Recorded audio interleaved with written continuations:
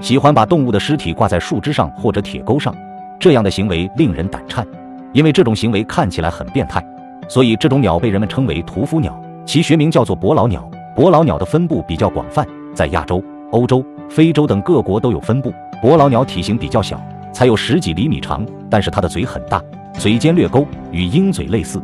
而尾巴与麻雀相似，所以伯劳鸟是一种犬形鸟类。它们喜欢栖息在开阔的林地中，以老鼠、青蛙、蝗虫等小型动物为食。伯劳鸟性情十分暴躁，所以狩猎时也非常残忍、凶猛。它们的目光非常敏锐，出击速度也非常快。它们会在高处或者隐蔽的地方观察四周环境，方便确认猎物的位置。一旦有猎物靠近它会突然从树上跳下来，用锋利的爪子和喙抓住猎物。伯劳鸟抓到猎物后，会把猎物拖到一个比较高的位置放置，比如一些树枝上或者电线杆上，然后再撕开猎物尸体进食。而伯劳鸟的残忍之处并不在于此，而是在它抓到猎物后，会将猎物插进尖锐的树枝上，形成一个挂尸的现象。第一次看到这种画面的人可能感到很恐怖，很多人都觉得伯劳实在太残忍了。然而伯劳鸟这样做是有很多原因的。首先，伯劳鸟的腿部力量较弱，无法用喙和脚将老鼠这种动物杀死，也无法像老鹰那样把猎物按在地上直接撕了吃。但它们的脑子进化得很好，伯劳鸟找到了一个极为聪明的方法，就是将猎物的尸体插入荆棘、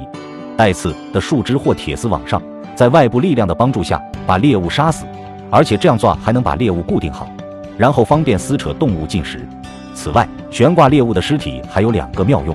一来是用来储存食物。相信大家都有个疑问，很多鸟类会给刚出生的孩子捕食，而它们的孩子有3、4只那么多，鸟又没有手也没有口袋，那么它们是如何拿那么多食物给自己的孩子吃的？细心的朋友都会发现，鸟类给幼鸟喂食时会从嘴里吐出食物，这是因为它们的食道下部含有一个嗉囊，相当于一个袋子，方便它们储存食物。可是伯劳鸟的消化系统不含嗉囊，无法储存食物，所以就需要频繁进食，但总会有食物短缺的季节，所以伯劳鸟就把小动物的尸体挂在树上，相当于给自己建立了一个食物储备仓库，最长可储存数个星期之久。在食物匮乏时期，伯劳鸟便可以慢慢享用美食，减轻了捕食的压力啊！而且伯劳鸟储存食物的方法跟人类做腊肉的方法是一样的，这样看来就不会觉得伯劳鸟很残忍了。二来是出于安全考虑，把猎物挂在树上，可以避免陆地上的肉食性动物抢食，毕竟地面的小动物太多了，把猎物放在高处，它们就不容易发现伯劳鸟的猎物，同时也是在展示自己的实力。它以如此残忍和强悍的方式告诉其他动物，别来招惹我，